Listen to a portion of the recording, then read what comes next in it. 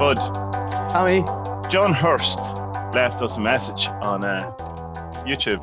Isn't that lovely? He was the man that recorded he was the sound editor, wasn't he? Yeah, that's my favorite thing about the fact is that he did that, is that he had to listen to you having a nervous breakdown about the fact that you didn't get to hear the song. Yes, I was about to put the comment on, and then I saw you were ready, and I was going to say I will pay you 100 million euros if you let me hear this song. The song's gone, like, so Song's gone, yeah. You can never get the money. Yeah, amazing. The more I think about the documentary, the more I like it. It does pop into my head every now and again. Did you watch the new one yet? No. No, I've lost the link, so I'm going to need that again because the computer messed up. But no, I will. He's Drummond's such a fascinating character. Like, I know I think you adore him more than I do. I just find him fucking fascinating. You know what I mean? Yeah. I'm just like, you'd love to pick his brain, and he's the type of fella. I'd say he's the most fucking frustrating interview you could ever do. But I'd love the challenge of it, you know. Yeah. But like to try and keep him kind of on track. It's kind of like sometimes like the best interviews I used. There's a magpie. Hello.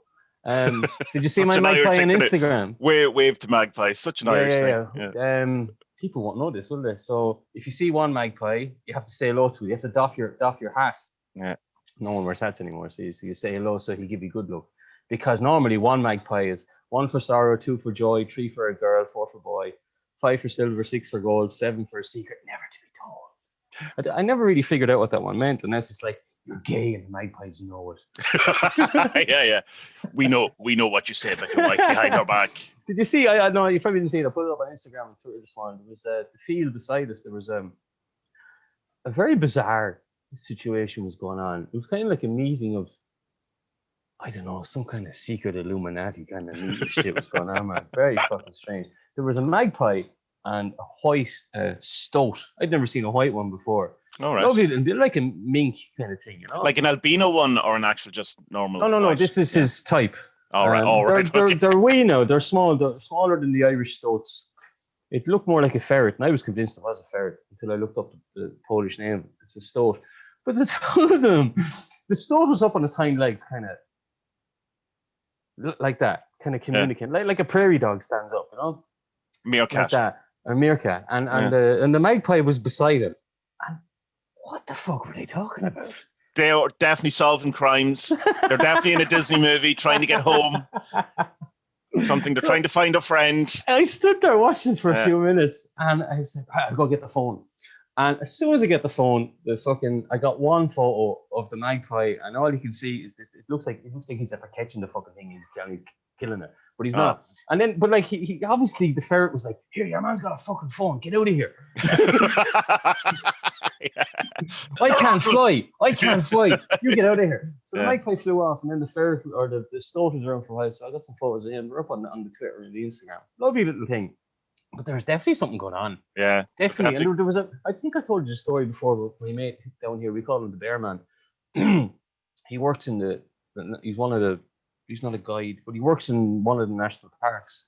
He works in the national parks, and his job is to track bears and to make sure the bears have been eaten and they're breeding. And if he finds like hair samples, he'll take it and DNA it and all that kind of stuff to make sure see how many bears, shit like that.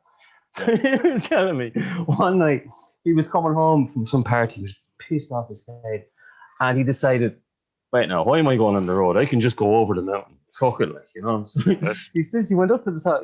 As he got up to the top of the mountain, there was a big meadow, and he said there was a fox, some type of big bird. I don't remember what he said, a hawk or an eagle or something. There was a fox, a bird, and what the fuck else was that? And a hare. And a rabbi. And he said they were all like, they were really, really kind of close to each other. And as he walked up, they all stopped and looked at him. And he just said to himself, oh, fuck, what am I after interrupting here? What the fuck is going on? And he's like, no, I'm too drunk. This isn't real. And he said he took another step forward then to make sure it was happening. And then they all just scattered. Like, fuck, what have I done? Isn't that bizarre, isn't it? He's either come into a joke or a fairy tale, one or the other. Your dog is having issues, but it's not happy. The dog is, I'm going to let him out. So talk to yourself there, Tommie. So while Spud is away, we could talk about I don't know that he's closing the door. He's coming back. I'll just do a commentary instead. The poor thing has awful social anxiety, so he doesn't like being. Doesn't like being on Zoom. No. He doesn't make it on Zoom. He doesn't mind. When you're in the house alone with him, he's fine. But when someone leaves the house and he sees them leaving, that's it. He's fucked then until they come back. He's just like, they're dead. They're dead. They're not coming home. Oh, they're right, dead. yeah, They're all dead. They're all dead. Yeah, a lot of dogs seem to have that kind of anxiety thing. If they're defined to let strangers into the house, no problem. But try to leave, so come in, burglars. There's no problem. But you're not leaving. Fucking mad. So, what's been going on in the world of Peter Kingsley and Alan Chapman this week? This podcast is all about now. Maybe we just won't do any Peter Kingsley this week, huh? I found a load of Peter Kingsley PDFs that were deleted from his site. Some of them, I think, I seem to wonder why he deleted them, but some of them have come up in different formats and stuff. So that's one of the reasons. But yeah, I'm just kind of reading through them.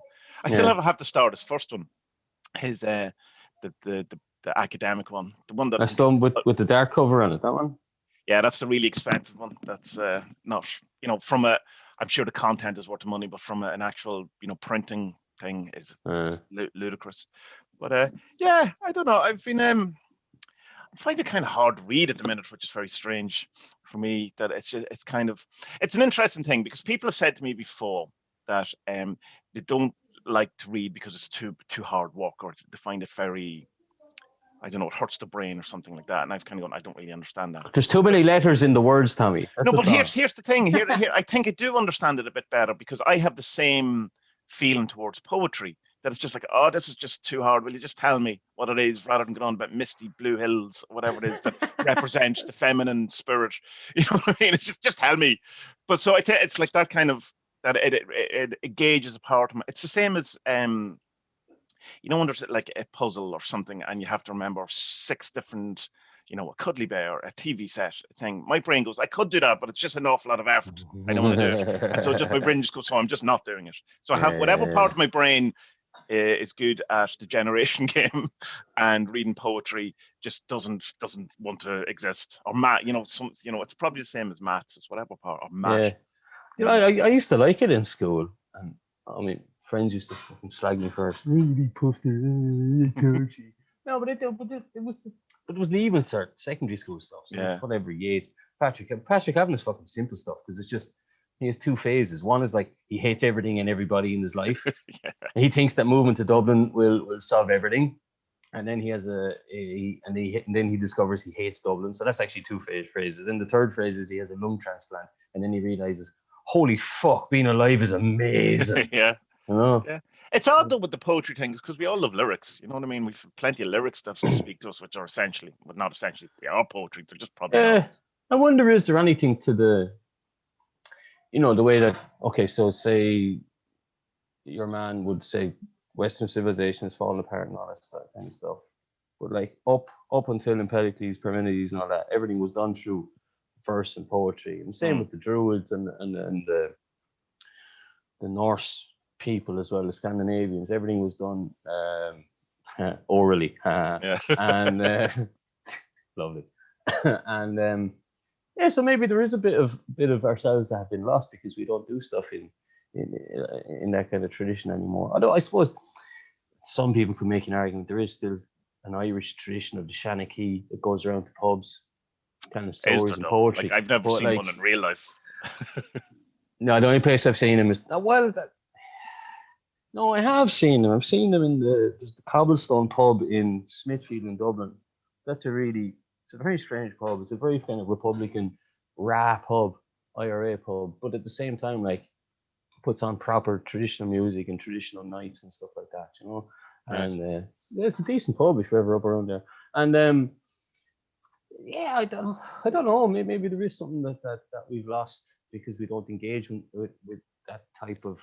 Well, it's also like because before books and, or even not even necessarily before books, before mass-produced books and, Gutenberg and all this kind of things, we had to remember everything orally, that's why poetry, I suppose, is used because the, the rhyming and the cadence, whatever, lend itself to, I suppose, fitting in your brain a bit better. So I think that like case in point, or whatever that expression is, the part of my brain has atrophied that would be good for that. In that, that I can't, I just can't be bothered with it. It's a bit of an effort. Whereas, 2,500 years ago, it would be like, well, you may. This is how we do things.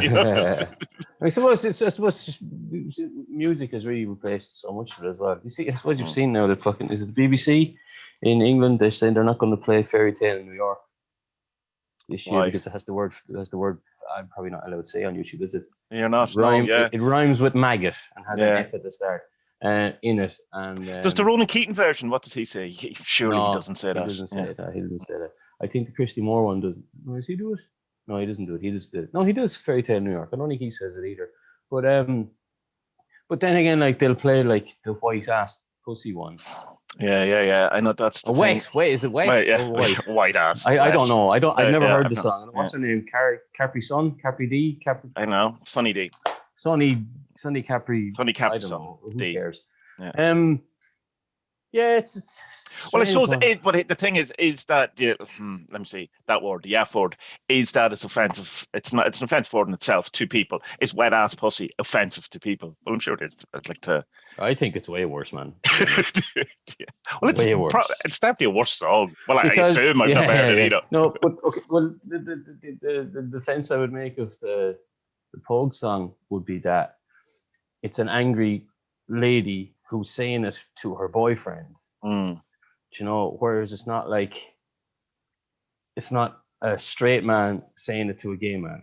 I understand that, but it's also using a name that it's like kind of saying that you're not a real man because you are homosexual. So it is an offense to, it's saying no homosexuals are real men or whatever. Like I totally get why, even though it's used in a it's the same as the gamer thing of that, no homo, or calling someone whatever the F word as a kind of you're an idiot almost. It's or you're it's like, but it's still, because it has the reference and the connotations towards homosexuality or queerness, whatever the correct word is for that. I can understand why people would prefer it not to be used. That said, like people get offended in different ways about different things, and it's not as if it's a new song. It's not as if we don't know. I think people were kind of shocked at the time when it came out. Like I'm sure Ray Darcy had issue with it. He was a DJ in Ireland or whatever. Like it wasn't as if it was not used for some sort of shock value anyway. Like it's like. Well, I mean, yeah, but back then, when was it released? 85, something like that. I think it's slightly later, maybe. Yeah, like the 80s anyway. Yeah, like sometime maybe 85. No. But I don't know, maybe I'm wrong here, but I don't think the word was as harsh then as what it is now. I don't think so either. No, but I was 8. I'm probably on. Yeah, look, it's how words change, because I mean, like the word fuck, that was a verb, and it literally meant to have sex. Yeah, that's what it meant. Does it mean that forced unlawful carnal knowledge? Is that true? Or is that apocryphal? No, it just meant to have sex. Yeah, I'm fucking, I'm having sex. That's all it was. As we've learned from the darkening age, the poets of long ago, what is it? I will bugger you and fuck your mate. And that never got translated. That over? It never got translated until it's not so good. That book is so good. It's so good. The book is amazing. It's savage. Yeah. Everyone, anyone listening, just check it out. The Darkening Age. What's her name? Christine. What's her name? Something I don't remember. Darkening Age. You'll find. I will put it in the show description. Yeah, maybe. No, it's great. It's what I mean, about 6 or 7 chapters into now. Like it's blatantly one-sided and makes no apologies about it. Yeah, but pretends it isn't, and it goes, well, here's the Christian side of things. Oh, everything is wonderful, everything. And then at the end of the chapter goes, only that's not what happened, right? Yeah, it's very funny. It's bizarre to see history repeating itself with the ISIS guys in they're part of in Syria and all that kind of stuff, and they're taking down temples now as well. And what the Christians did at the start of 2 or 3 centuries into their faith coming to be popular in Europe, and just tearing down, statues left, right, and center, and temples left, right, and center. Because I don't know, it's it's a weird thing, but like I wonder how much of that kind of went on in Ireland, and it's hard to know really, because so much of Ireland back then in the changeover from Celtic tradition to Christian tradition, like so many of the buildings would have been wood anyway. Yeah. So if they had survived, they'd all be fucking fucked now anyway, you know. Of course, there would have been some stone temples, but and it's hard to know. Plus, like even like like Newgrange. Newgrange was the story with Newgrange and the Celts is that Dagda is the main kind of male god, but he's lower than Anu. She's the all-powerful female head bottle washer, and Love that expression. I love that phrase. It's great. And I remember Dale telling me that one years ago, and I've said try to use it in conversation much as I can ever since then. The Celts had nothing to do with Newgrange. They found Newgrange. Newgrange is what 5,000 years old. So the Celts is what between 2,000 and 3,000 years old. You know, and apparently Dagda rocked up to Newgrange and went, "Oh, this is a sweet gaff, man. I'm having this," and that became his temple. You know? Right, yeah. So it's bizarre to think that like there was a mad one the other day. We were horse riding and. Do I have the thing here? You know, no, I don't have it because I do. Hold on. No.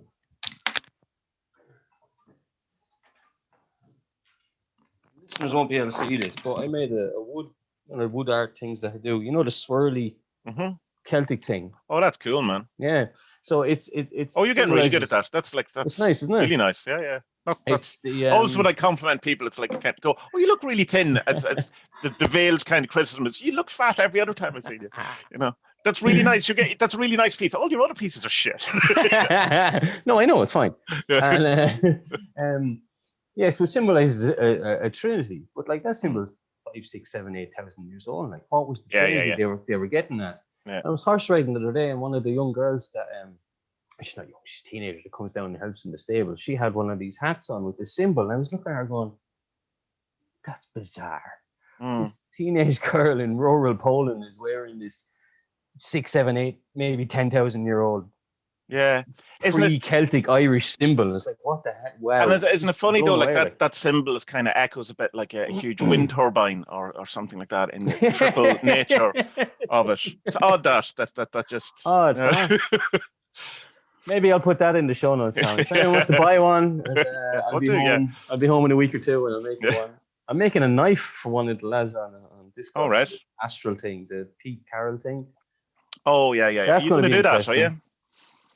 I said to him, look, you know what? I'll never bother buying the book, but if you buy me the book for doing the knife, then I'll do it. All right, perfect. Because you know me, I hate paying lots of money for books. And it's not that the book's that expensive. The shipping is unbelievably. It's like 80 quid or something. Nah, it's not in Europe. It's not in Europe. Oh, it is. To send it to Ireland, it was because Abraxas bought me mine because it was cheaper for him to buy it in America and for him to send it back to me. I know. I looked it up. It's 30 for the book, and then I think it's 15, 18 for postage to Poland.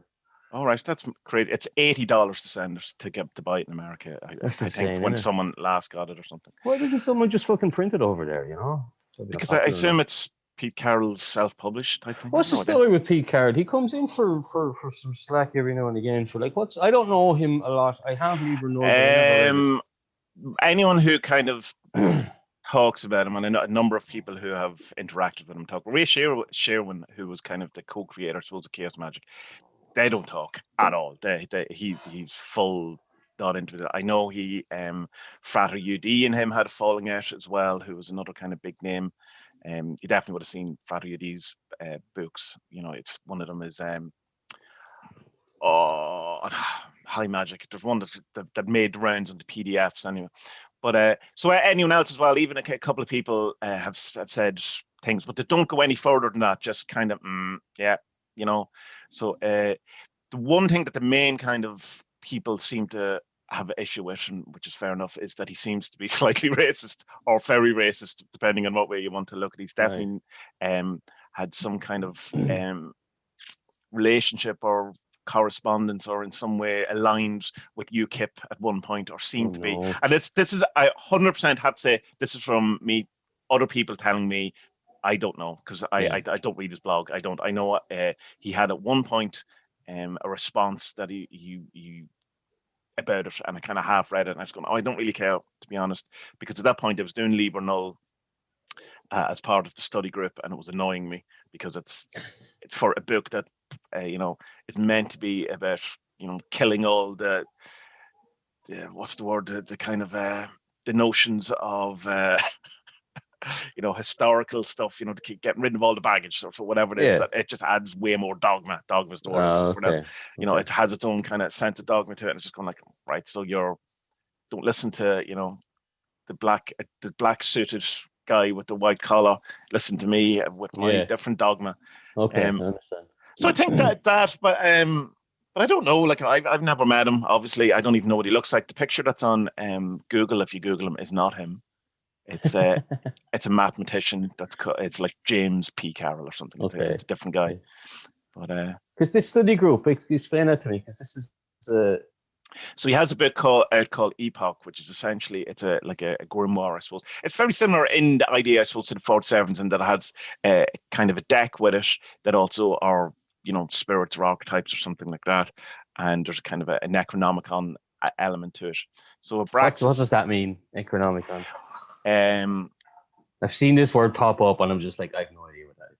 Well, let me see. I'll explain about it. It's kind of more like a grimoire. Say we'll do then go down the route of the Necronomicon is the fabled book from H.P. Lovecraft that's said to exist, that then someone wrote in the 1970s and released, calling himself Simon, and they made a kind of a mass market published paperback out of it, and was hugely popular. That's commonly referred to as the Simonomicon.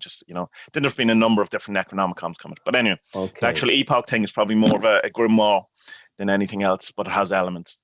And from what I can gather, and Abraxas, I'd say he bought it for me because he was very interested and he didn't know anyone really was using it. He said, we must do a proper study group around it. And I was going, yeah, sure, but if we can get other people involved, even better. Yeah. But just the cost of, not the cost of the book, but this cost of shipping seemed to be very prohibitive. But it's starting January 1st, if anyone wants to do it, on the Discord.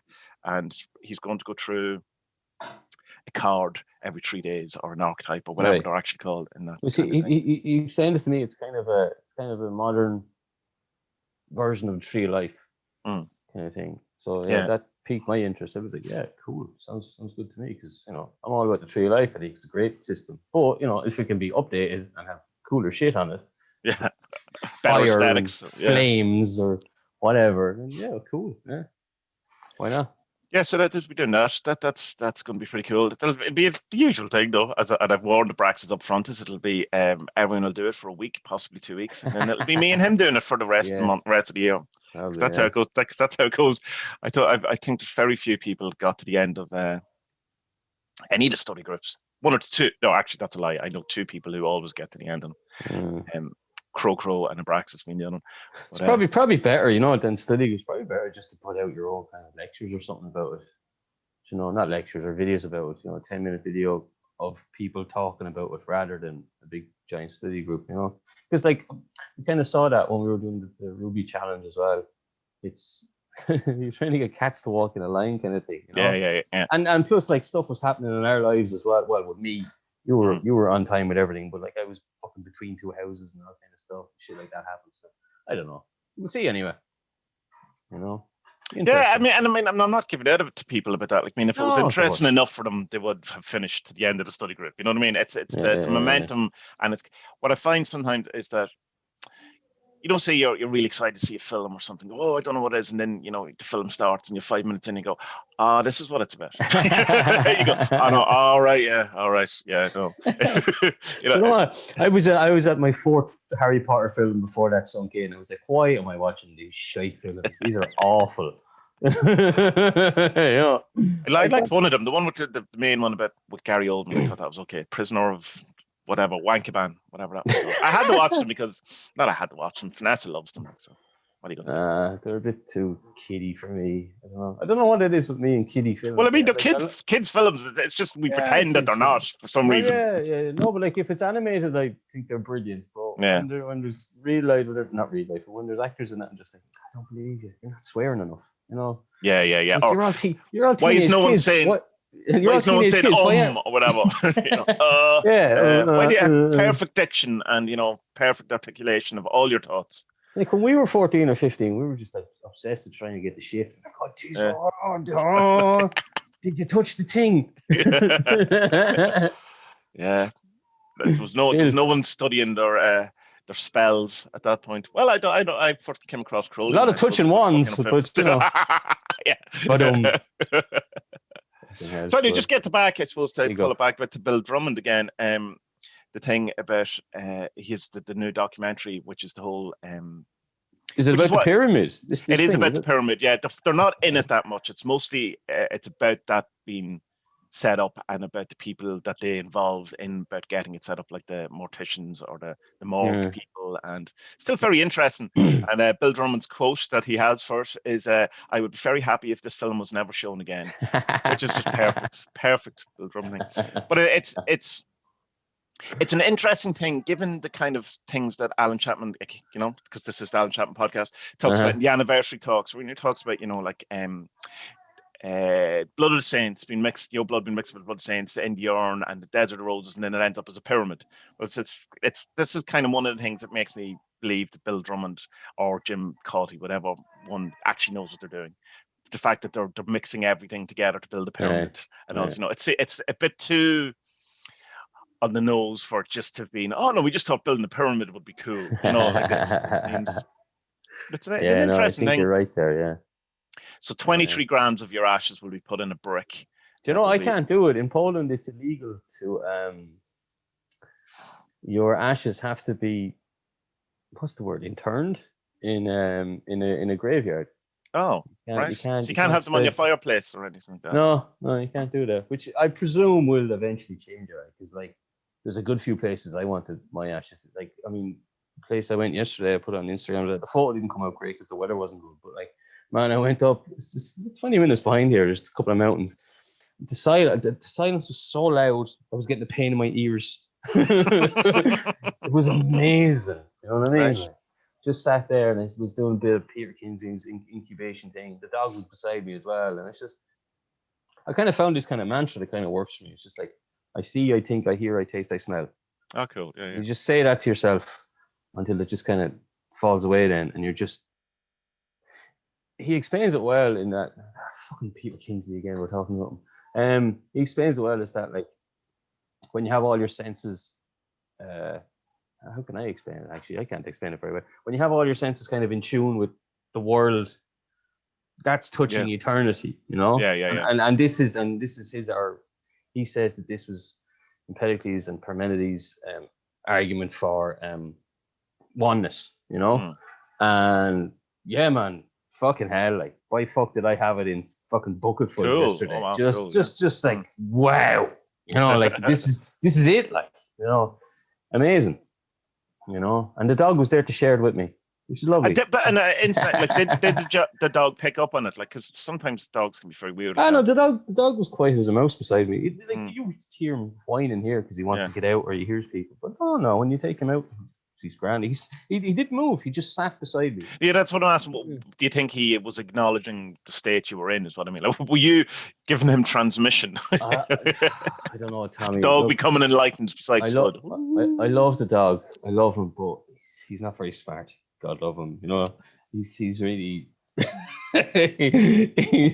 No, he's an idiot. He's particularly he's particularly a bit slow though. You know, he doesn't get at him. But he's young. He's only a year and a half. Yeah. I don't know. Maybe he did, but like he sat. He literally just sat down.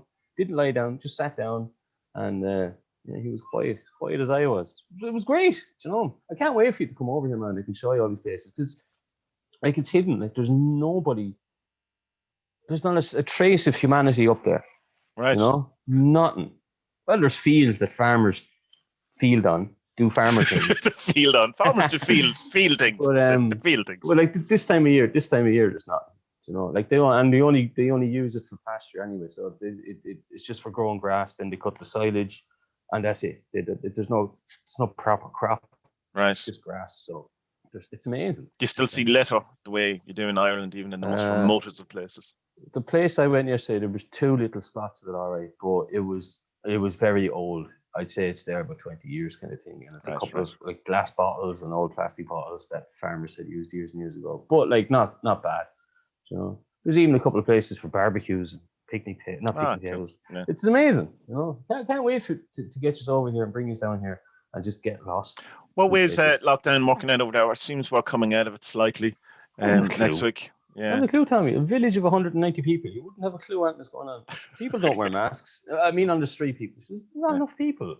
But in the shops, people wear masks. And that's where it counts. I think we're dropping a level, but the level that we'd be dropping to would be that restaurants and pubs would open.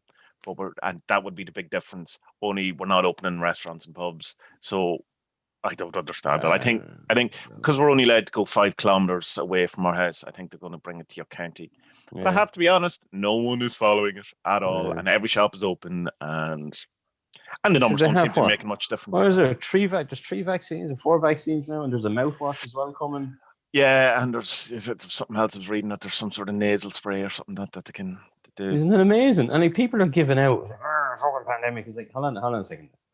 This thing is less than a year old. We have 3 vaccines and a mouthwash and a nasal thing now. So yeah, no, it's getting people to do it, and I understand. People would be nervous about it. You'd be slightly. No, I don't understand. No, what I mean is that, you do have things like thalidomide, you do have things like asbestos, you do have times when we fucked up badly, so there is that. I don't mean from a conspiracy point of view, in that I think, Bill Gates is trying to chip us or something like that. Although, I mean, I understand how people end up there. I can appreciate it, whether I don't agree with it, obviously.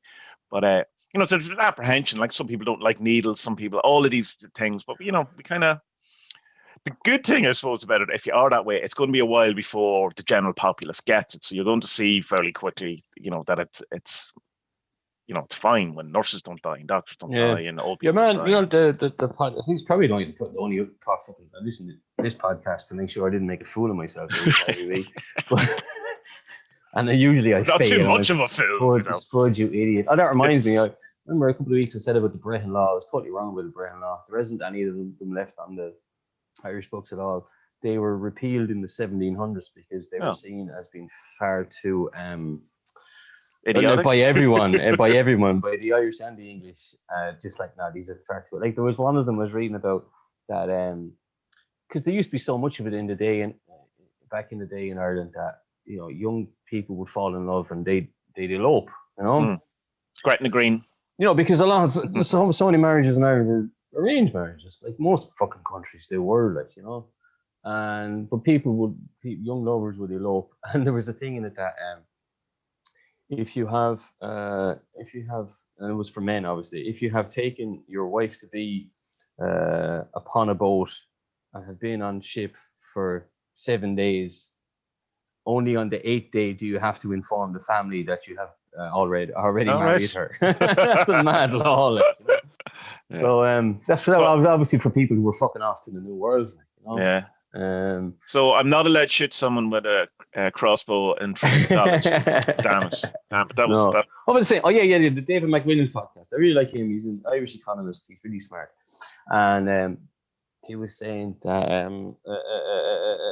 his argument to anti-vaxxers is that, look, and it was really simple ones, is that vaccines just do what the human body will do faster. Because we will eventually, through our immunity and through breeding and all that, we will eventually kind of breed out. Yeah, but like COVID-19 at the cost of maybe 50 million people or something. Yeah, well, it could take 5, it could take 10, 20 generations. We don't know, but like this will do it in a week, lads. Yeah. So that's all it is. And it's a very good argument because it kind of stops people in their tracks. Yeah, and it's the other thing of going, I was going to say, like, people go, like, you're going to have these vaccine passports and stuff like that, and you won't be able to travel. But she can't travel to lots of places now without a load of vaccines already. You know what I mean? If you that's not a new idea at all. And it's like, and the way I kind of say to people, not that I interact with any of them anymore, because the part of, like, remember you writing about on the Star Ruby report, you've seen that you're just, getting rid of all your social media, and I've just kind of, one of the greatest things I've ever done is I still have Twitter, but I turned off the timeline. So I can only see my messages Yeah. My direct messages. That's it. So I check it, and you little check it, nothing, gone. Yeah, gone. Yeah. Gone. And then on Facebook, I just follow, a couple of groups or whatever. And so you're not seeing a general timeline at all. You're not seeing, which is, that's a game changer.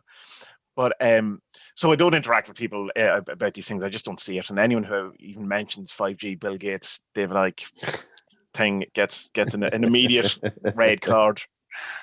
But it's like, if you think that there isn't, like, just for a second, just for the sake of argument, that there is a pandemic and that there is this thing, isn't having a vaccine, getting everyone to take it, and then stopping, restricting travel on people that don't take it, the correct thing to do? Like, isn't that the logical, if there's no nefarious, underhanded, reptilian overlord, flat Earth, Saturn and Jupiter conjunction, end of the world on 21st of December, if there's none of that, right, it's not the right thing to do. And it's kind of like, if at that point you go no, then you go, right, well, you're in the lowest rung of hell, I suppose, if you can't. Okay. This time next year, it turns out they were all right, and we have to sit here and go, all right, okay, reptilians, we believe it now on our flat Earth. Our flat, hollow Earth. That is a donut. Yeah, donut-shaped flat Earth on the back of a turtle. Turtle, yeah, all the way down. I don't know. People are so strange. So what about this December 21st thing? Are you enthused? You feel? To be honest, okay. So we might have to explain this a bit. We've been watching this Aeon playlist by a YouTuber whose name I haven't got a fucking clue what is. What was his name? Frank. Yeah, that's his name. Tyler Durden. Don't, because there is a Tyler Durden who's you don't want to send people to for a conspiracy, anti-vax type thing. Oh, really? Yeah. No, and he says it at the end of every video, and I've watched countless of them. Anyway, it'll be in the show description. No worries. They're very good. He does. They're actually in the Discord. If I don't put them in the show description, if you go to the Carl Jung section of the Adventures Movie Discord, they're all there. So he goes through Carl Jung's Aeon book, and he goes through it chapter by chapter and gives he says he makes it as objective as possible without putting any of his personal biases into it, and just tells us, for any of us who probably won't ever read, I don't think I'll ever read Aeon. It's probably too hard of a book. I've read some of it, and it's not. It's you definitely would get your head around it. It's not too bad. Yeah, okay. It's not quite. Oh, and the mountains and the moon and the small people and the big people. All right, cool then. I might give it a launch then. It's like Eric Neumann's book in that it's dense, but it's not. It's not. It's not Aleister Crowley language. It's not that biblical language or anything like that. Okay, fine then. So I'll give it a go then. But he goes through it and just gives the main point of all the stuff. And even at the start of it, Carl Jung is kind enough to give us a kind of a recap of his ideas of the shadow, the animus, collective consciousness, all that kind of stuff. And then he goes into the stuff. The stuff, yeah. And I suppose the main argument is that, like, the age of Christianity occurred at the time of a change in the astrological calendar from of us going into the age of Pisces, and then it splits into, because the Pisces symbol is two kind of ropes and there's fishes at the end of it. So one is going up and one is going kind of, it's like 12 o'clock and 3 o'clock kind of. So the first 1,000 years were a blossoming of Christianity, and if you were to understand Jesus's teaching properly, then you would see it as a coming together of the self. So like Jung's individuation, becoming, knowing your bad side and recognizing it, but being a better person, trying to be as good of a person as you can be, Yeah. But then the second half of the 2,000 years, or 2,160 years, I think.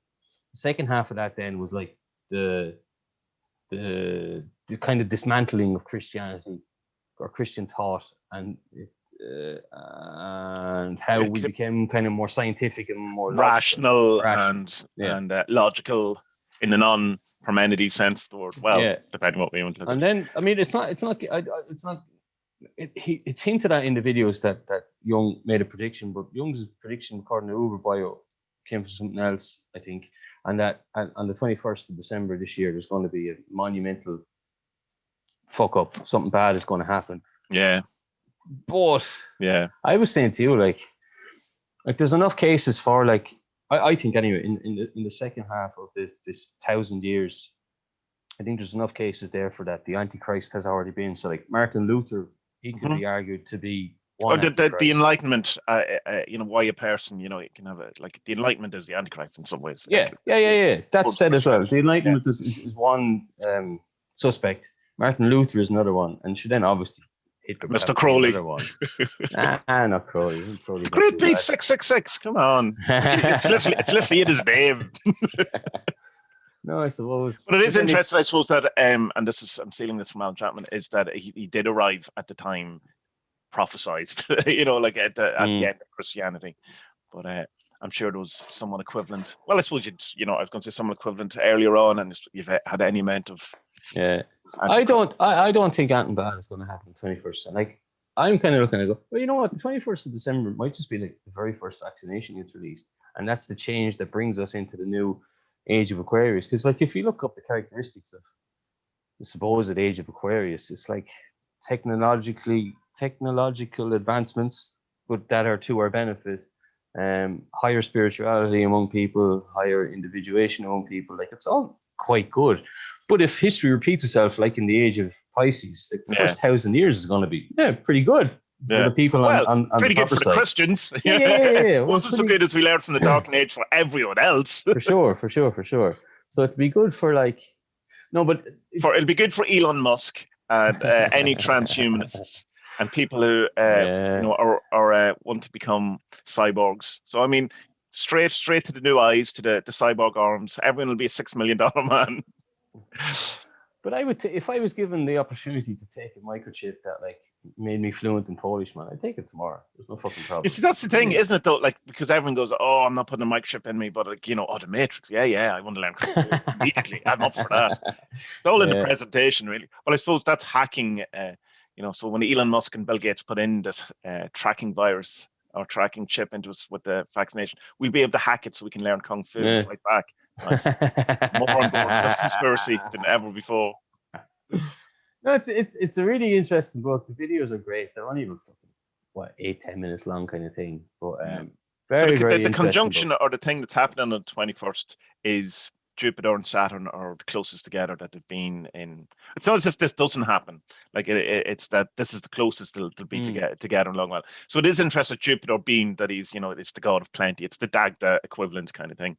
Yeah. And Saturn is the malefic, which is the thing that takes things away. That's the conjunction of opposites, which I mean, which is like so much occultism and Jung and this kind of thing where the opposites meet.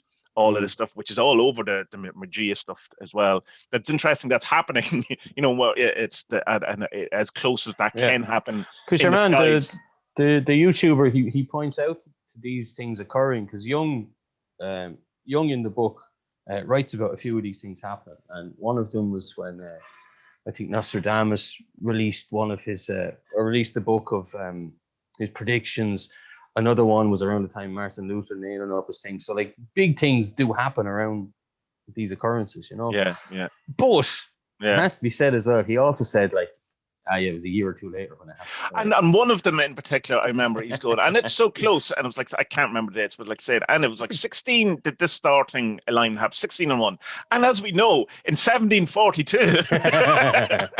Exactly. It's not quite that bad, but it's not far off. But I suppose that's the kind of fallacy, I suppose, of astrology is thinking that it has to be bang on the date, where obviously if we were to take it seriously, it would be like, say, this December 21st. That's when the conjunction's at its peak. But I mean, it's obviously the effects are happening now and will happen after it. It's not as if it's just an event that happens at one point in time. Yeah. It's the movement to and the movement away and all that kind of stuff. Because there's a thing about like people will say, I don't believe in astrology because blah blah. How can the planets affect you? But like, here, man, the moon. Yeah. The moon, the moon fucks with our sea twice a day. Yeah. Like, what are you talking about? Like, no life on this planet without that moon at all, or that other big shiny one. So if you just look at things as from an energy perspective, then they have to be putting out some kind of energy that is felt in other places as well, like the way my energy affects your energy or kids' energy, kind of stuff. Okay, it is very woo and it's hard to get your head around. But like, if you just look at it like, no, everything is basically energy. Yeah. Then it has to affect other. Or even if you take out the whole physicalness of it too, it's just markings of time. You know what I mean? That's like a calendar or a thing. And if everything is cyclical, which it seems to be, given you look at it in any kind of way, then when these come back, it's just the stars happen to be there when this happened before. So we've took note of that, and so now it's a representation rather than the stars are making that happen. Or whatever. Like there's any amount of. I think the thing that really killed astrology was the like the horoscopes and newspapers, Mystic Meg and all that stuff. And all that kind of stuff. For sure. Yeah. I think so. I think though. I mean, I would have just like I said last week or week before. Like I'd be more hopeful looking to the future. I think people will get their act together. I think really what holds people back is governments and the corpos in power, and they're so fucking powerful. But like, come the revolution. We'll resurrect Che Guevara and Che Guevara Lynch himself. And so I don't know. I'd be hopeful. Like I don't think all technology is bad. Most technology is actually pretty fucking good, like and fairly useful. Yeah. But saying that, I'm living here in rural Poland at the minute, and life is very easy for me. I'm not living in a big city with a pandemic where everything is where you have to be watching over your fucking shoulder and washing your hands every 5 minutes. Yeah. So I know my perspective is that's the thing, and the same as most of the listeners would be. Yeah, and just to go back to Peter Kingsley, because I mean it's essential that we do this constantly. When he talks about in the spirits of the depths in that video that we were talking about, he's talking about Jung and stuff like that, but he's talking about this whole idea of that both being positive and being pessimistic about the future, the past, the present, whatever, is equally futile because it doesn't allow you to see what it actually is. Yeah. You know what I mean? Yeah. Not futile. That's not the correct word. There's one popped up on my Reddit yesterday, the Alan Watts Reddit, that popped up and saying that I think it was the quote was something along the lines of your heightened anxiety towards whether something happens or not will not change whether it happens or not. Yeah. I thought sure. I mean it's such a simple thing, but for people who have anxiety, it's very fucking difficult to trick your brain to stop thinking about it like that. Because there's a superstitious element to it that I've noticed in as well. Particularly, I remember someone telling me, I think I said this podcast before, when I was at college, that she said it was kind of in a sense, a ritual she had to do where she had to freak out about this exam. And once she freaked out about it, then she was grand. But she, in a sense, had to have but if she didn't freak out about it, she felt she wouldn't do well in the exam. Strange, so it's kind of a super thing. So, I mean, I assume, not say all anxiousness and thing is superstitious. I'm not saying that at all, but that the kind of sometimes we can feel we need to worry about these things because we're not taking it serious, or if we don't, that something bad's going to happen. I have to worry about this. I have to. Yeah. Why do you have to worry about it? Because that's not what we do. We don't worry about these things. But there's also then the stigma of you're not a good person if you don't worry about these things, or you're not concerning yourself with the world problems, whatever. And even down to you saying, well, I'm in rural Poland having a great time. There's this kind of thing that you have to qualify, but I know that the world isn't like this, and who am I to be here in Poland? And, and this kind of and I understand part of that is just trying to, be one with everyone and, see things from a different point of view. But there is I would suspect there's a motivation in that is partly this guilt thing or whatever. Well, the Catholic guilt thing, rather than just I don't a feel love of guilty. humans. I don't feel guilty, but I know that my experience is quite different from, say, most of the listeners are in America and they're living in cities and stuff. And my experience is very different from theirs, where the pandemic is pretty bad in Poland, but it's quite avoidable if you're able to get into the countryside. Most people are living in apartments and they don't have anywhere to go. You know what I mean? So I'm very fucking lucky, and sometimes I do, I suppose, feel a bit guilty about being so lucky. Yeah. But I also appreciate the fortune that I have. You know what I mean? The other day, I was annoyed the other day with you about my Mega account getting closed. Yeah, I know, but that you'll have to explain that to the people what it is. But that's okay. That to be annoyed about that. Explain what it is. Of course, it's okay to be annoyed. So I have Mega is this Kim.com thing. He doesn't do it anymore, but.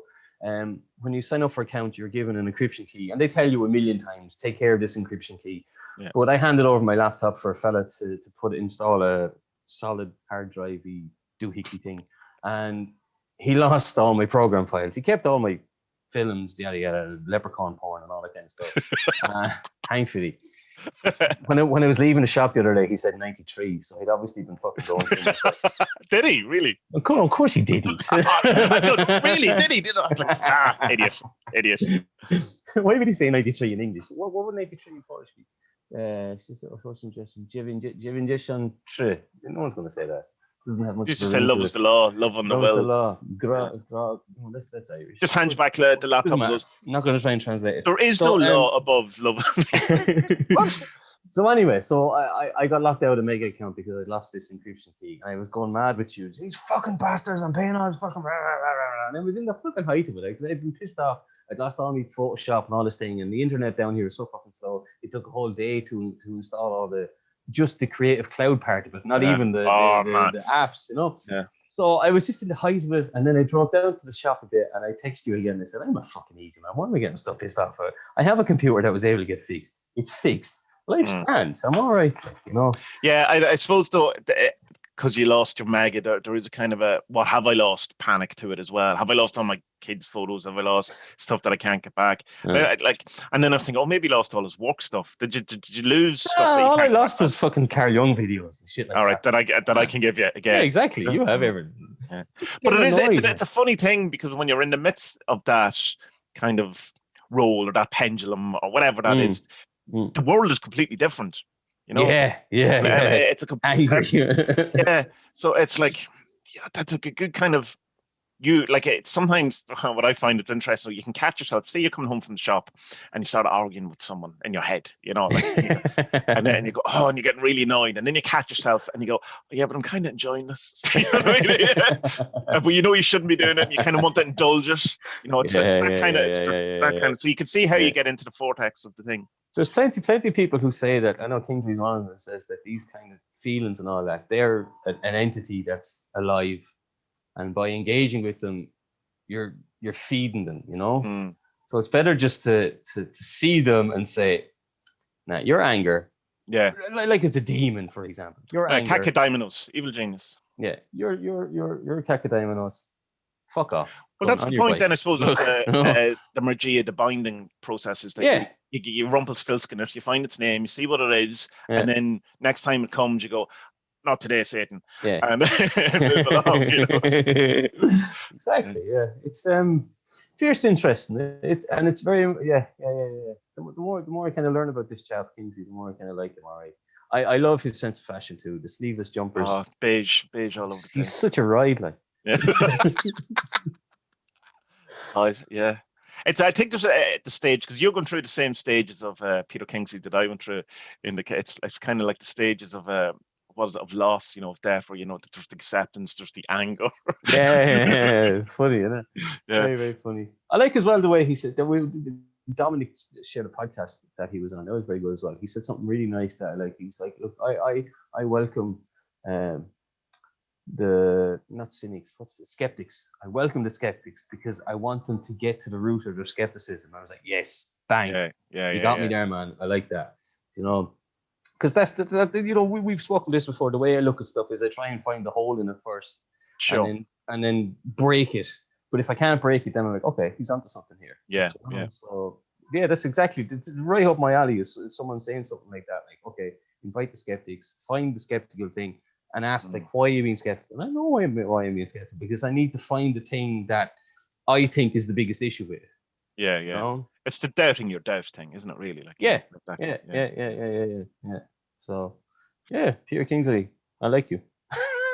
So, as we've been talking the last couple of weeks about the John Lennon problem, and about this whole kind of notion of separating, I suppose, personalities from the teachings or the art from the artist and stuff like that, I thought we would watch a documentary this week, and I can never pronounce his name right, so I'm going to get it wrong. Chogyam Trungpa. Yeah? What do you think? Said right? Chogyam Trungpa Rinpoche. Yeah. So it's a documentary called Crazy William, Crazy Wisdom, The Life and Times of Chogyam Trungpa Rinpoche. And why, because I knew nothing about him other than his name.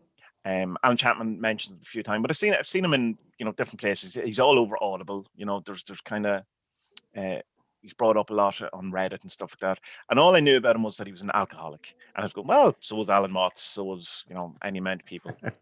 So the documentary is essentially his life story from when he arrives in America. And he's Tibetan, isn't it? Am I right? In England first, isn't it? England first. Well, wherever it is. When he arrives to the West, to the Peter Kingsley epoch of the world. And it's basically, he's that standard kind of guru who comes over and wants to teach, bring the teachings of the East to the West, whatever. Other than he's completely and utterly honest about being an alcoholic, drug addict, sex addict. He just goes, that's who I am. What's your problem? Yeah. And people, for the boat, external people to him had, I suppose, a bit of a problem. But the people who were interviewed on it, there's a genuine love and feeling of, but you see that, I suppose, in a lot of those kind of guru documentaries where you see people are properly fascinated with these. You remember, a couple of weeks ago, we did the Adi Da one, and the Adi Da one it felt like a whitewash. Yeah, it was a puff piece.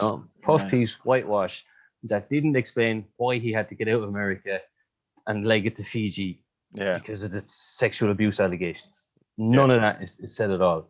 So you feel like you're being cheated when you're watching something like that. And apart from even that, I didn't feel like I learned anything at all from that documentary. Yeah, Adi Da didn't come across as anyone with new insight, new teachings. It was just a rehash of what you would already have heard. A brochure for the cult, essentially. Yeah. Exactly. Yeah. Whereas with this lad, he had to go through fucking awful hardship to get to the tree. They said that when China invaded Tibet, he was told by his teacher, you have to go, you have to get out of here, and you have to spread Buddhism to the West in the way that the West will understand. So he moved to England and just did all these courses on classical literature and the classics and all that stuff, so he could learn how to kind of translate his teachings into a Western kind of mind or way of thinking. But 300 people left Tibet in his group, and only 13 made it to India. So all the rest of them froze to death, died, starved, or deserted along the way. Got shot, and that's a fucking hero's journey right there. He gets to England then, and he starts teaching in Oxford or Cambridge.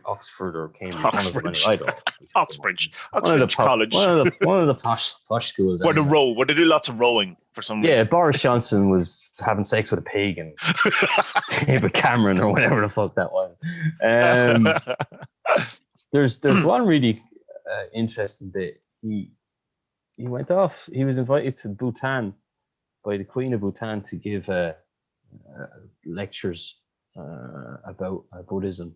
And when he went there, he kind of went a bit mad, and he was saying that he didn't know what he was going to talk about.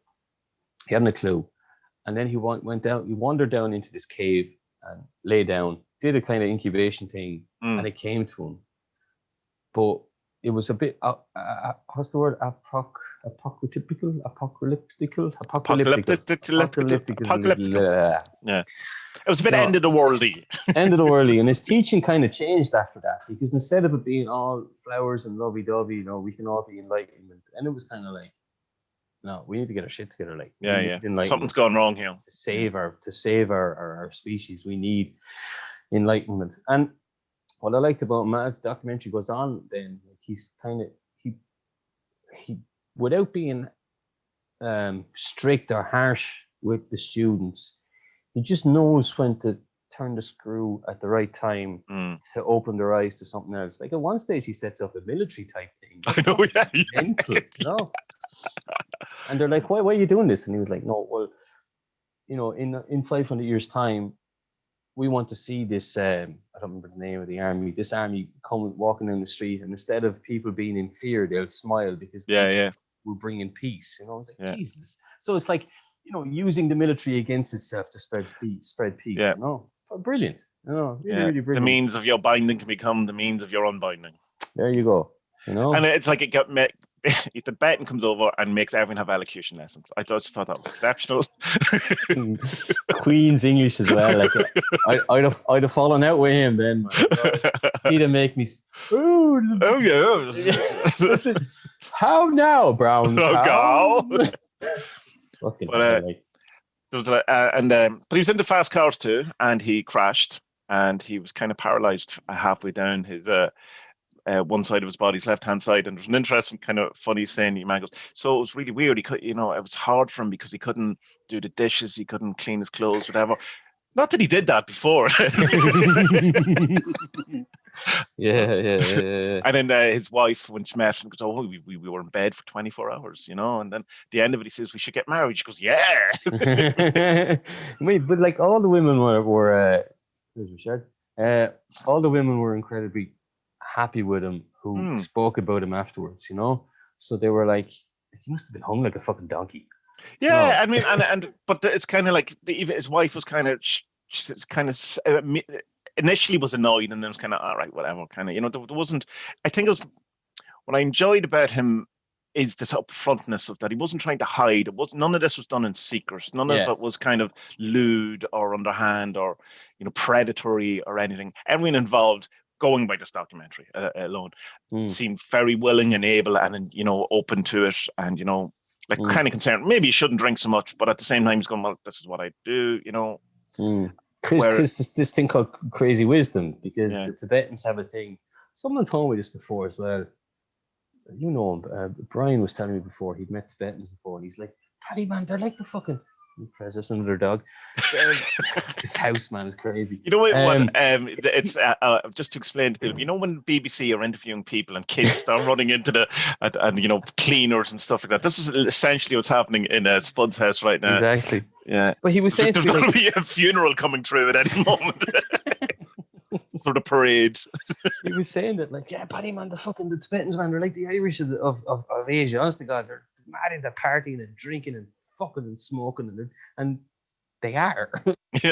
Because one of this tenets of their Buddhism is that you should enjoy your body, and not be like doing penance and not, oh no, I can't have a drink because it can keep me far away from God. It's like, no. It's like one of the fellas quotes Benjamin Franklin. It's like, look, we have proof that God loves humans because wine. Yeah. And it's exactly the same thing in that type of Buddhism, is that enjoy your body, enjoy your life. If you like smoking cigarettes, fucking smoke cigarettes. If you like drinking beer, drink beer. Obviously don't take it to an excess, but do it in an enjoyable way, So don't be Puritan about it, I suppose. Like, you don't have to be a Puritan. Balance and all things. I liked as well that when the Opdyke and left Cambridge, Oxford, Edinburgh, Edinburgh, wherever they moved to Boulder, Colorado. As everyone seems to do. If there was anywhere I could live in America, man, it would be fucking Colorado for sure, man. With the skiing and Salt Lake and all the hippies, all the new hippies, agers. Man, I love it. It's fucking brilliant. And but yeah, he set up this thing of being like, set up the schools and having people coming and doing talks and all. And it wasn't just people from the East coming over and telling Westerners how to think kind of thing. He was like, he had like people like, he had fucking, what's his name? William Burroughs come. Oh yeah. Give talks. Allen Ginsberg would come, and even got just shots of Allen Ginsberg in the audience asking questions. Asking a question. Yeah. Brilliant. And so like, he kind of ducks he just goes, yeah, whatever, yeah. But it just shows that like he was being inclusive of the cultural whatever influencers, I suppose you call them now, and trying to get them into this so that it would help spread the message of Eastern Buddhism, but doing it in a frame that stupid white people can understand. Yeah. Very, very interesting way of doing things. I mean, watching it, I was like, this fella's cool. Like, he's such a nice man, and like, okay, he fucked a lot of women, but the wife was okay with it. So who am I to judge? Proper rock star guru, I mean, and you can't have, I suppose, a scandal when you're just that open about it. The scandal element of it is the preying on, it's the hiddenness or whatever. And I suppose an awful lot of these kind of gurus who had these scandals, had it just been open and upfront about it, would it have been different from? It's hard to know, because you have that whole thing of that, a teacher and a student. You have that dynamic that it's not a fair dynamic, and that whole kind of that we understand. I think with a lot of them though, it's because they're kind of creepy old men, because it takes people so long to become enlightened that they're usually in their 50s, 60s, 70s by the time they get there, and they're teaching these amazing looking 20-year-olds. Yeah. You know, and like, but this fella, he was born enlightened or something. Was it 8 months or something? He was identified as a reincarnation of one of the elders or something. He said he didn't have an awakening until later or whatever. But like, so Right. I suppose you can be born a reincarnation of an enlightened being, but you still have a bit of, you still have to realize it or something. Like, look, who does stuff like that? Who can you go to and say, right, what are my past lives? What did I do? Oh, there's any amount. There's a guy here you can go to tell you. But are they good though? Are they trustworthy? Depends on, you know, who do you believe? Who do you know? There's plenty of healers and there's plenty of these different things. The proof is in the pudding. You would have to go and see yourself. Who's on Discord? Which one of you listeners wants to look into my past lives and find amazing stuff about how I almost killed Hitler and I don't know, I killed Genghis Khan. And no, why is it got to be killing? What the fuck is wrong? I don't know. Why is it got to be all bad stuff? And and I killed a load of children. And I was Che Guevara. I was a revolutionary leader who, in a bloodless. I was Gandhi. No, Gandhi had sex with boys, didn't he? I don't want to be Gandhi. No, he also let his wife die. I would have taken Madison and then took to Madison when he got sick. I definitely don't want to be him then. Bob Marley. No, Bob Marley was alive when I was alive. No, Bob Marley died before me. I was born. Yeah, wouldn't that be cool if you were like, yes, but you were Bob Marley. But you weren't. You were definitely, you know, Mick Kelly, who, you know, worked on the farm for 70 years and died. I'm your granddad. Am I your granddad, Tommie? Yeah.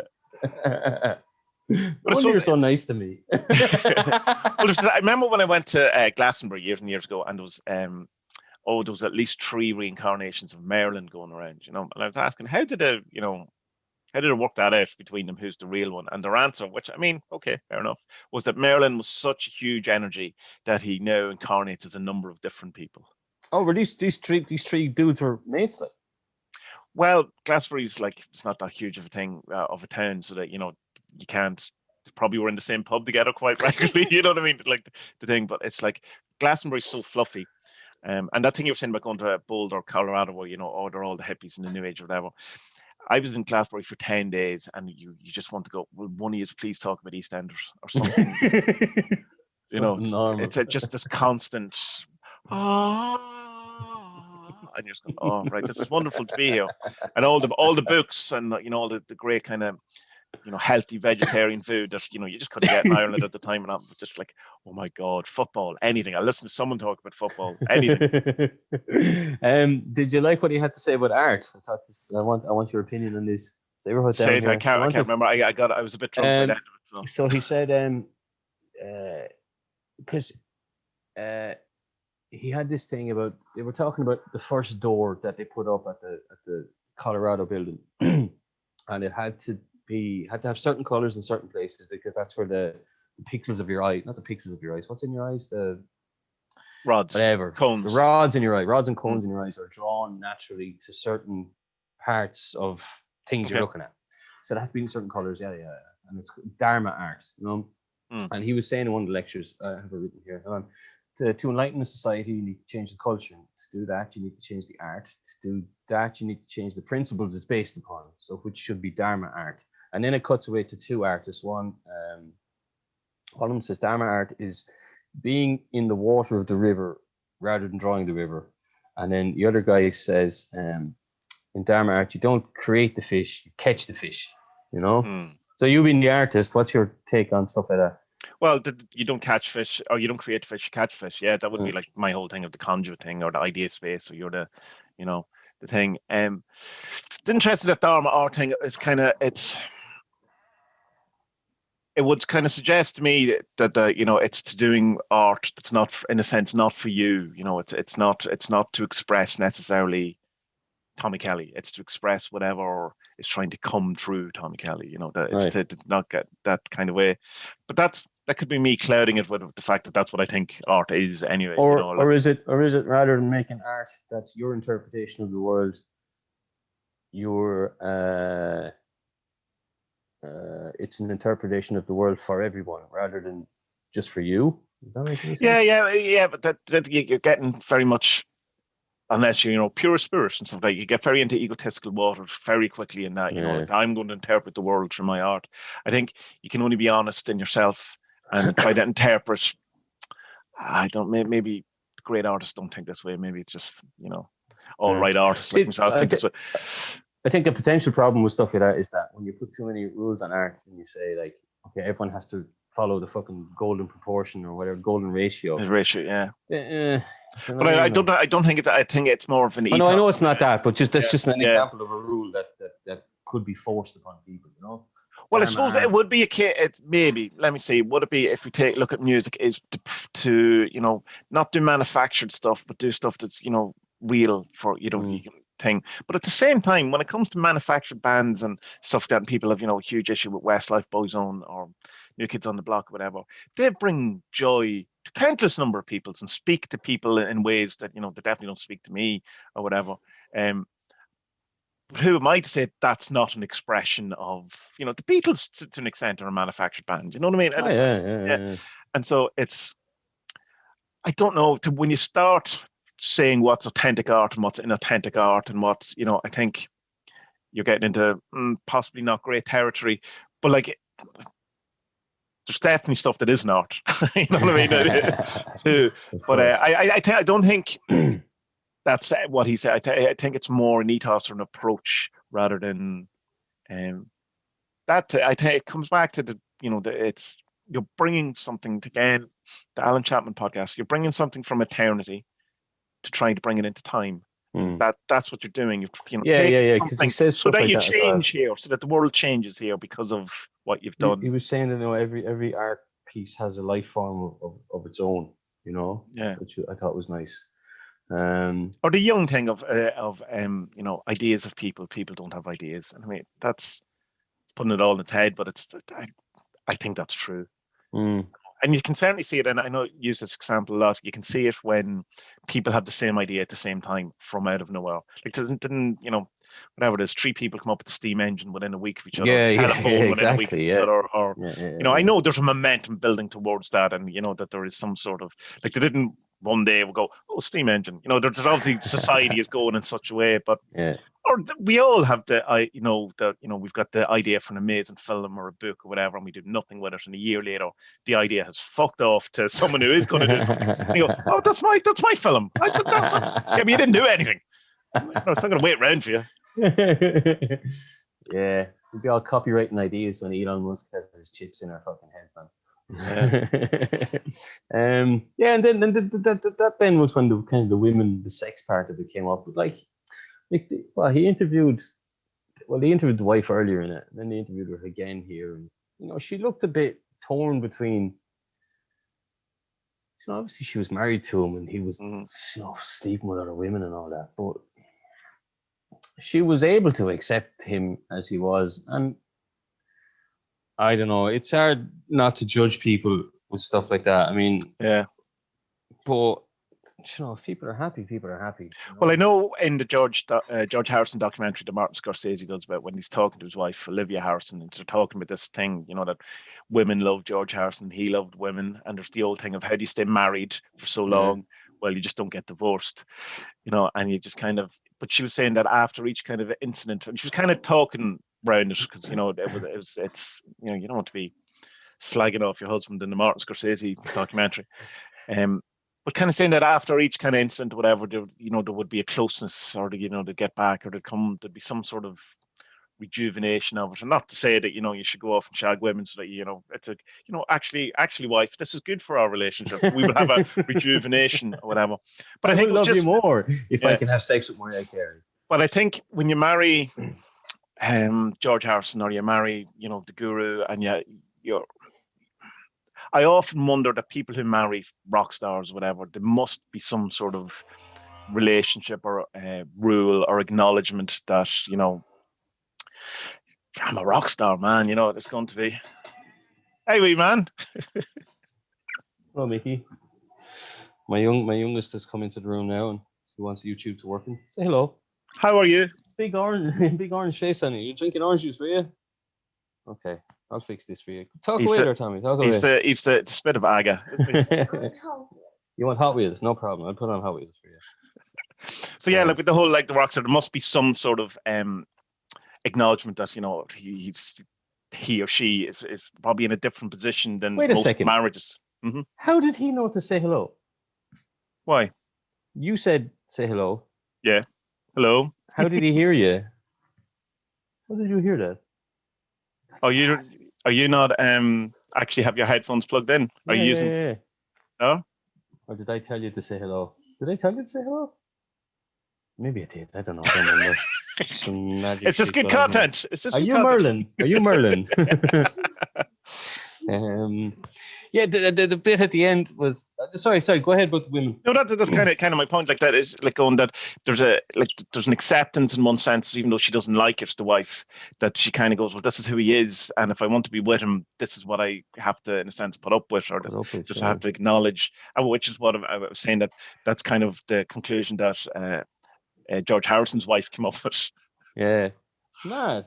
Or whatever, or Bono. I don't know. Maybe Ali Houston has the same thing with Bono or whatever. It's not, because he definitely was going out with Andrea Cord at some stage, wasn't he? Yeah, and there's one of the women that's interviewed during that part. She's like she also went on to become a Buddhist teacher, and she was like, I don't really have an explanation for his behavior. What are you doing?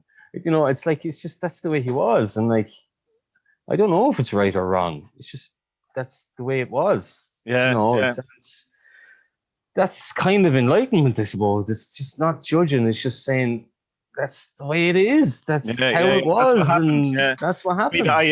Not judging it. Just go, this is what happened. It's neither good, it's neither bad. You can make a case for both, probably. And it's come back to the Peter Kingsley thing of having a positive or a pessimistic view.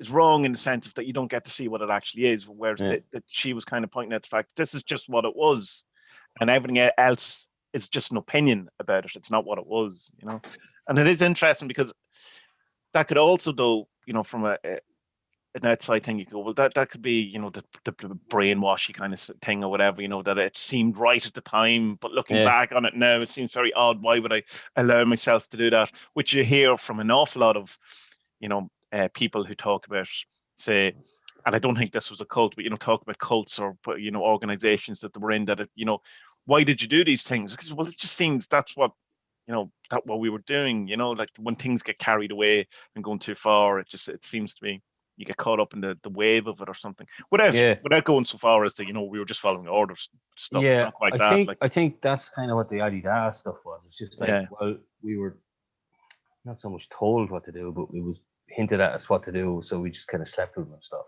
Yeah. Whereas this one is like, it was when it seemed kind of natural that the girls would be attracted, or they would be attracted to each other, and then they would sleep together a few times or whatever, Yeah. And it didn't seem forced or predatory or. No, definitely, it didn't feel predatory but again, that could just be the spirit of the documentary. If you watch another one, he might have been a very different character. But going just by this documentary alone, it didn't feel the predatory thing that you get from other documentaries about similar people or similar situations. Yeah. And it seems to be the difference is that he just wasn't hiding it. He wasn't pretending he wasn't a person who wasn't into sex, who wasn't into drinking. He was going, this is who I am. Yeah. And if you're around me, this is what I'm doing. Whereas the other ones say like, without giving names, whatever, pretend that they're not that. Yeah, be hiding it and stuff. Hiding it. You must give up your sex. Yeah. You must become pure, secretly shagging everyone, an hour later. And no one can talk about it. So everyone feels abused, because they were abused in a sense. Yeah, exactly. Not in a sense, we're abused. Yeah. It's an odd one, though. I like him. I bought a load of his audiobooks after they're sent to you. They're all fairly cheap and Audible. They're about two or £3 or whatever. So but what are they? Are they a path to enlightenment type of thing, or are they? Some of them are transcripts of lectures read by other people. Some of them are books he actually read. So wrote. I don't know, and he doesn't seem to do any of the narration, which is always a bummer. I kind of like, although Queen's English in his funny English accent. I like the way that he was teaching people in that, like, okay, he was given the elocution lessons, but the elocution lessons to speak the Queen's English was to, one of them explains, it was to give them an appreciation of the importance of language in Buddhism. and stuff like that. So you can also make a case for magic and stuff like that as well. Sure, yeah, spells, etc. So, and then with the army stuff and things like that, just at the right times, he would know how to push them into new places to look for learning. I thought that was a very interesting way of stuff, because a lot of these people, it comes across as if they're trying to hammer water into a stone shape, you know what I mean? And they're getting nowhere.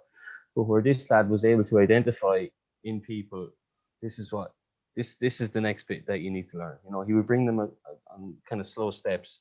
So I don't know, maybe if that was his learning of the Western way of doing things, was a kind of softly approach, and then to bring people to places with it.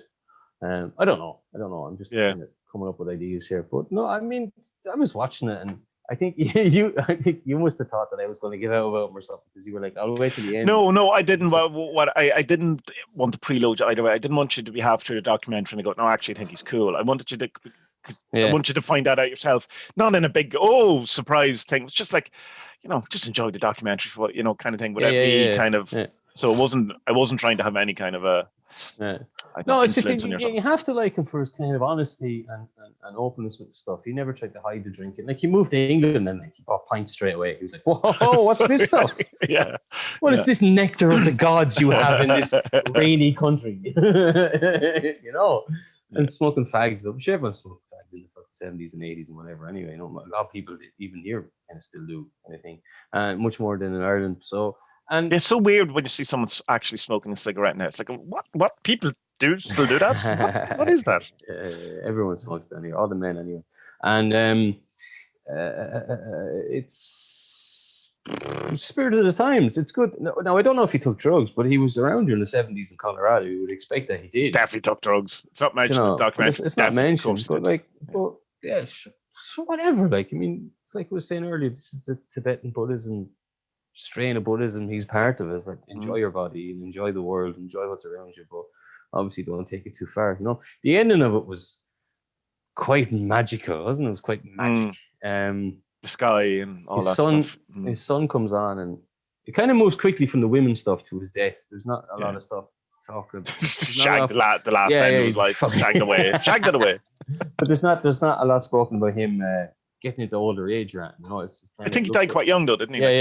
Looks like he died quite suddenly, And one of his sons comes on and says that, like, that part of the, where had they been living? Had they moved up to Canada or something? Because there's no sea in Colorado. I'm not sure. So anyway, they were up around Quebec or somewhere in Canada, and they said it was unusual to get ice pack coming in or freezing over the sea that low down where they live. Like, it happens, but it's rare. And like, on the night he died, like, the whole sea had frozen as far as they could see, and then he died that night, and then the next morning it was gone. Whoa, that's mad. And then they had the funeral, and at the funeral there was this and they're unusual to see. I've only seen one once. It's a cloud rainbow. It's not the normal parabola. I've never seen one of them. I've never seen it once. Yeah, but you look up into the cloud and there's a rainbow in the cloud. Like, whoa, holy shit! So like the sea froze over when he died, and then at his funeral a few days later there was this rare rainbow cloud in the sky. Like, it's weird. Yeah, I'm not saying I believe, but I fucking want to. I know, yeah. If people want to watch the documentary as well, it's on YouTube. I think it's a cheeky YouTube thing. I assume someone's uploaded it, because it's not even in standard definition. I think it's in like 360 whatever resolution or something. But it's watchable. You can watch it. Hey, it works fine on my internet in rural Poland. That's it. Just if you're, it's not 4K, man. You can't appreciate the color grading. yeah, sure. Yeah. Fucking film notes, geez. Yeah, I will put this in the show description. It's called Crazy Wisdom, but if I don't, which I will, I'll try my best. You can just search for it on YouTube and it'll come up. So it's Chogyam, Chogyam Trungpa Trungpa Rinpoche. Rinpoche is the equivalent of like father, isn't it? Like, that's the title, like, or Inpoche. Yeah, because I know I've see a number of Rinpoches. No idea. I wonder if stuff like this, the East coming to the West, and I wonder, will there be a kind of unification of the teachings of both ways to enlightenment eventually? Like, is this like, will these people who came from the East over, will they be seen as a kind of, I don't know, what's the word, lineage, ancestors of what is to come, kind of thing? I don't know, man. Like, reading about this Age of Aquarius stuff and about Jung and Aeon, I have to be just like, yeah, it's going to be all right. Because I'll be alive, my kids, my grandkids, but after that, then I'm not going to know anyone. Doesn't matter. So the fate of humanity is in your hands, Spud. Well, I mean, after my grandkids, three generations. Yeah, is that all right? We can do my great grandkids. Well, they can look after themselves in the apocalypse. I won't know. It'll be fine. It'll be all right. My favorite Louis C.K. quote goes like, "What happens when we die? Well, lots of things happen when you die. You're just not part of them." Yeah, it's a good one to use when you're doing your incubation thing. You can think about what's happening in the world. I'm not in it, and life still goes on, and everything's all right. So, yeah, good. I don't know if it would make me get into Buddhism though. That's the thing. I don't think anything is going to make, even that Daniel Ingram book. It's just like it's good, but it's not singing to me. Put it that way, And I don't really know why. Maybe it's just because I'm just a bit ignorant towards Buddhism in that I actually don't know enough of it. Yeah, maybe you could do it like doing like an actual proper primer, and like the Four Noble Truths and the kind of stuff like you like. Because not that it's essential for, I suppose, the Daniel Ingram stuff, but it might give you a better overview of the landscape of what this is all kind of embedded in. Because I don't know, like I know more about the Muslim faith, far more than I know about Buddhism. So right, well, I'll pull out some stuff. Yeah, so not anything that's too intensive, like some basic kind of stuff that just will teach you the fundamentals of it. Because I think they love their lists. Oh man, they love them. I think in Ingram's book, like the first 20 pages gives you everything you fucking need for the book, really. Yeah. But then the next 700 odd pages are like the hard work. But I think it is. But it's also, most of it's irrelevant to you. In that, like, you should read it. Obviously, not to you, to anyone who's reading it, because you're only going to be at one stage. You know what I mean? But it's kind of more like, well, where am I? And then you can find what's going to happen next. So it's like, so if you're in, say, I don't know, he doesn't do it in stage 1 to 10, but like say you're in stage 3, and so all you have to concern yourself with stage 3. Make sure you're not stage 4. There's no point, or you can read stage 5 if you want, but it's not going to be relevant to you, and you're not going to have an appreciation of it, you know. And so it can be kind of, your brain can kind of switch off, or whatever, going to go. It's like, no. Yeah, it's like in fucking secondary school maths. You're learning about Pythagoras, and you're like, "Whoa, shit! I wasn't here for algebra." Yeah. Oh, I'm doing past maths. I'm not doing any of this. Fuck off with your Pythagoras. Square and the hypotenuse. Rubbish. Pythagoras is supposed to be one of the best geniuses who ever lived on the planet. And we're like, fucking triangles. Fuck off with it. The big side and the other side, when you add them together, it's a small side. That's not even what it is. It's something. Add the sides, all of the sides together, and you get a giraffe. That's I remember thinking, hypotenuse. Like, how boring was this bastard's life for him to come up with theories about triangles? Like, then you grow up. But he's responsible for the scale we have and all these other things. You grow up then and you realize, holy fucking shit, this guy was a genius. Why did we only learn about the triangles? Fuck school. I was talking to my dad about school the other day. It was funny, and he was like, I was saying to him how much I hated school and I wish they hadn't sent me there, and he's like, fucking hell, I wish I'd never fucking went to my school there. He says, what did he say? He said something mad. He's like, 50 years since I was in school, and I still hold a grudge against the bastards. Nice. Funny. But then again, he went to school when our parents went to school when there were beatings, Yeah. Like my dad's left-handed, and I was beaten out of him. About to say it, my ma as well. My ma's left-handed, and her left-handedness was beaten over. Isn't that awful to grow up in a country where that happened just a generation ago? Yeah, it's crazy, isn't it? Fucking bizarre, isn't it? I mean, I was saying to you last night, like, we're lucky to be where we are. We haven't had to live through any wars, pestilence, death. You know what I mean? Like, we're Yeah. fucking lucky. We should, walk up a mountain, walk into a field, and just say thanks for letting me have an easy life. Yeah, I mean, I know it's the cliche, the internet cliche and all that stuff, but it is a testament to the privilege that we enjoy as as a culture or a society where the most depressed most people have been in their life is to wear a fucking mask. You know what I mean? Like, fuck's sake, like. And it's like even the pandemic or whatever, and you go, oh well, we can avoid this, we can stay at home, whatever. It's not like World War II where they're in their basement because there were bombers bombing the shit out of the and go actual trash coming in. Not that you know what I mean, like we'll go, no, you stay at home, watch Netflix.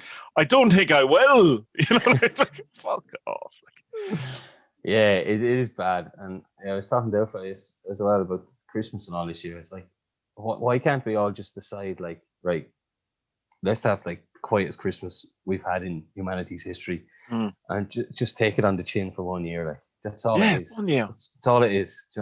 Just take one punch to the face. That's all it is. Just do it. One punch. You're fine. You'll live, and you'll have this story for forever. And you have a very unique, wonderful, Christmas that you would never have the opportunity to have. And besides, all people do at Christmas or the holidays is complain that they have to, go to their parents' house and have an argument, or meet their, racist auntie. No, you don't have to. No, you don't have to. And I want to meet my racist auntie. Why? Because I want to tell. I want to tell her. What do you want? Stop it. Some senator in America. Did you see this? Some senator in America put up a tweet saying, I haven't been invited to my siblings' Thanksgiving party because they say that my views aren't acceptable with theirs, right? Yeah. And so the first tweet underneath that was like, that is the nicest way that anyone has ever said that they've just found out they were racist. Yeah. Yeah, that's so funny. It's crazy.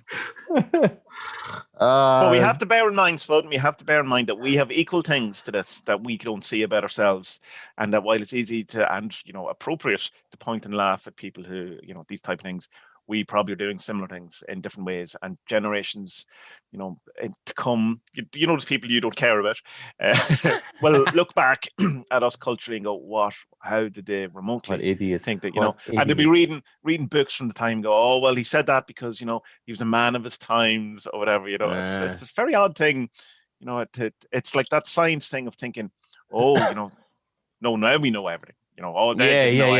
Yeah. It's like the thing I sent you yesterday about the why there's this belief that psychotherapy might be wrong. Right. Because I said this to you before, like maybe in 100 years' time they'll discover something in our heads and they'll say, no, Freud and Carl Jung, they were barking up the wrong tree completely. Like. Sure, yeah, and it's like even the that thing you sent me though, you sent to me, be warned, he's quite, what was the word you used? Quite aggressive. It's like he likes his capital letters, he likes his bold, he likes his dashes, and it kind of fizzled out by the end. You're going, all right, well, and so what's the solution? And there's like, oh no, it's just wrong. I have no solution to it. Yeah. There's no solution. Something's going wrong with Hot Wheels now, is it? Yeah, but he was saying that like it's because, and it's similar to what Kingsley does say, in that his belief that psychotherapy doesn't work is because our values and our what was the other word? What was it? Values and rules or something like that. They're not shared. We think we believe in them. Yeah. But actually, when you speak to people on an individual level, we all have very different values. Yeah. So it's like, so this is a problem, like. But like, it seemed to be that his solution was like, well, we need kings and emperors again. So that they'll give us that's kind of individuation where everyone is kind of, you're saying like talking about democracy, like in a sense kind of going that democracy is where it all fell apart because we have this kind of illusion that everyone's on the same side or have the same ideas when essentially we don't. I mean, blatantly true, and it does cause an awful lot of problems, but I don't think that North Korea is doing much better. You know what I mean? Like I don't think people are much happier. No. Maybe not. I don't know. Going back to kings and queens is not the answer, and having people dictate to us how we should think and dress and shit like that. Like that's I don't believe that's back away. Democracy's shit, but it's the best thing we have at the minute. You know what I mean? And plus, there's different strains of democracy. Like, I think Ireland's democracy is one of the better ones. America's isn't, because the two-party system is not democracy. Also, in Ireland we have a two-party system that just go to make one of those themselves. I suppose. And then there's well, we're a republic, colleges is a mess. Well, explain to me that we're a democracy, but we're actually a republic. What's the difference? Why? A Republican democracy is when the people vote on changes to constitutions, constitutional changes, stuff like that. But Switzerland, if you look at, say, Switzerland and some of the Nordic countries, their form of democracy is much more at a grassroots level. Like, they will vote on, they could have 30, 40 constitutional votes per state per year, kind of thing. You know, like the voter turnout and stuff. Like, one of the ones years ago was that they wanted to ban what are they called? Not steeples, Muslim synagogues. Is it? No, that's not synagogues. Not mosques, but the turrets on the top of them. Oh, for the prayers of the morning. Yeah, that thing, is it? Right. Yeah. So they had a vote for that and stuff, but they'll also have a vote on, like, bin charges. Like, that's seen as a constitutional kind of change. Like, their democracy is at that level that everyone has to vote on. You know, the voter turnout is low on most things. Right. But it works. I mean, Switzerland's a country we all should be kind of looking at and say, that's kind of what we should do. In some ways, Nazi goals, except for the races. Well, the Nazi goal is mad. Your brother was explaining to me why Switzerland is so rich. So, because they had all this Nazi goal after World War II, it got to a stage during the 70s and 80s where they had people's life insurances. And, life insurance is just something you usually pay into when you get out, when you retire, or get out whatever. And they kind of realized, there's so much money. Do you want your payment now, and you'll get another one when you retire? And everyone in the whole country went, yeah. Funny enough. Right? But the thing was that you had to use your money smartly. You couldn't just go out and blow it on stuff. Like, you had to tie it up in other stuff. So suddenly, people were all on property ladders, or had car dealerships, or all right. So you weren't given the cash. You were going, you can invest this somehow. This was money for you to invest. Right. So everyone in the country had tons of extra money that they could use smartly. And that literally can be done in any country in the world. All that has to be done is the Department of Finances has to tell the central banks, do it. Yeah, that's all it takes. And but I'm sure that it involves a shift of dynamic of power that most countries aren't going to accept. Yeah, exactly. Yeah, that's the problem, man. See, tell you, it brings back around. Come the revolution, bring back Che Guevara. Che Guevara Lynch. I will lead you, no problem. I will die on that sword as the revolutionary. But the fact that you said that you don't care about anyone in the future is kind of leading me to be that you possibly wouldn't be the greatest revolutionary. No, just. Everything will be great until next Thursday, and then who cares? Right? Yeah, but what a week we would have. What a week! Tommie. What a week we would have. What's the thing? What the Romans say? Better to die on my feet than to live a minute on my feet than to die on my knees, or something like that. I'm sure some sort of manliness like that. All right. Yeah. Anyway, right, let's get out of here. Bye.